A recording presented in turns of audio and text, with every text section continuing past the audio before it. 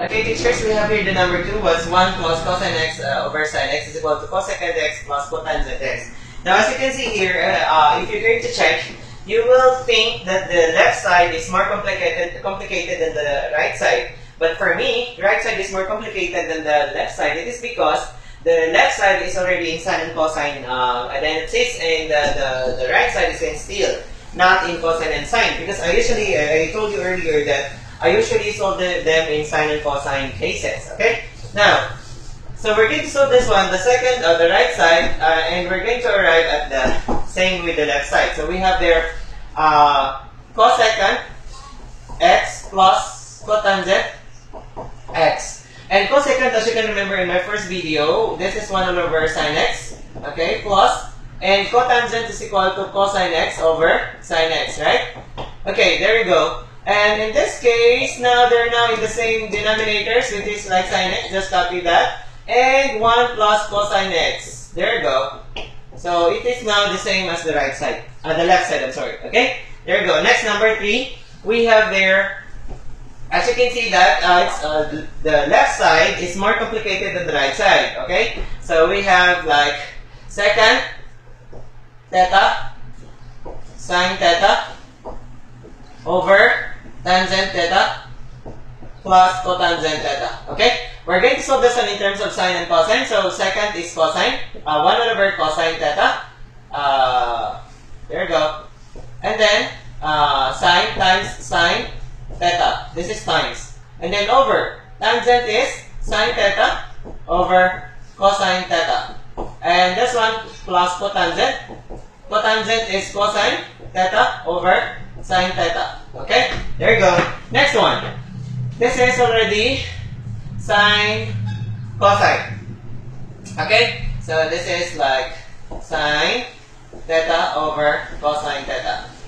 And this one, we can solve it in this case, cross multiply them like that, unlike fractions. So we have like sine squared, sine times sine, that's sine squared theta, and then cosine times cosine, that's cosine squared, sorry, theta, over, multiply them, that's cosine theta, sine theta.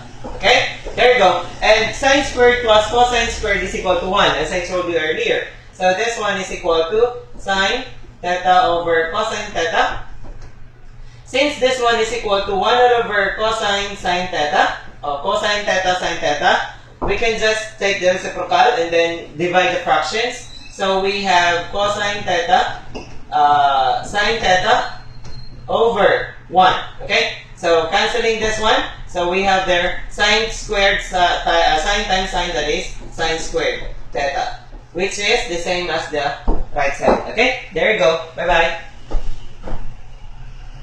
Okay, teachers, here we go again. I'm just going to continue this one.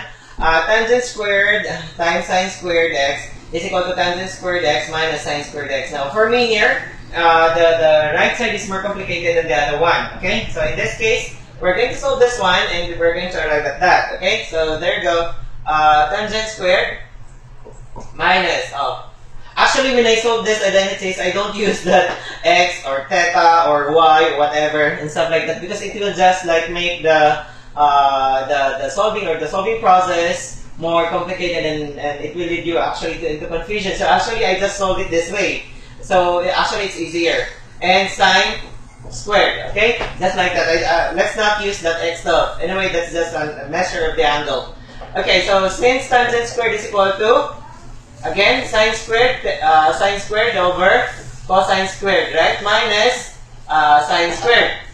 Now, in this case, this is like subtracting fraction and a whole number, something like that. So we can have understood one here, cross multiply them, and like that. So that is sine squared minus cosine squared and sine squared. So we have there cosine squared, sine squared, okay, over cosine squared. There you go. And in this case, we have common factor, which is sine squared, okay? Sine squared, and then is equal to 1 minus cosine squared, right? And cosine squared.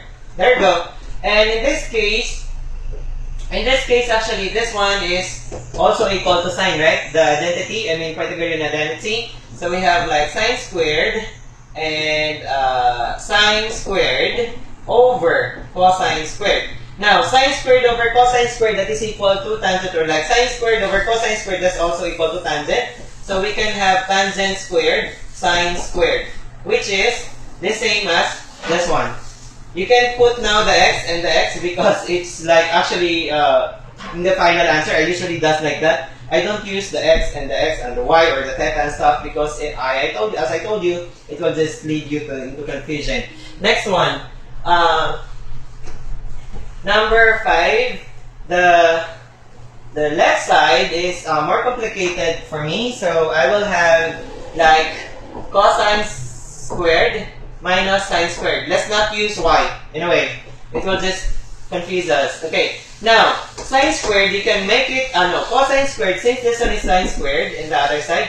So we're going to convert that cosine squared into sine identity. So cosine squared, that is 1 minus sine squared, right? And minus sine squared.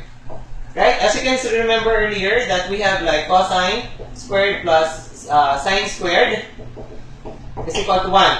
Since we're solving for sine, so we have cosine squared is equal to 1 minus sine squared. Okay? Transpose that to become minus. So that's 1 cosine squared is equal to cosine squared. 1 minus sine squared is equal to cosine squared. This cosine squared, change that into sine. That's why in this case. Okay? Now there you go. You can now proceed to subtraction. 1 minus sine squared minus sine squared, and this one is already the same, so you can have 1 minus 2 sine squared, and that is now the same in this case, so you put y there. There you go. See, that's how easy it is if you're just like actually practicing will make you perfect in this. Okay, so there you go. I hope guys it helped you. Bye bye.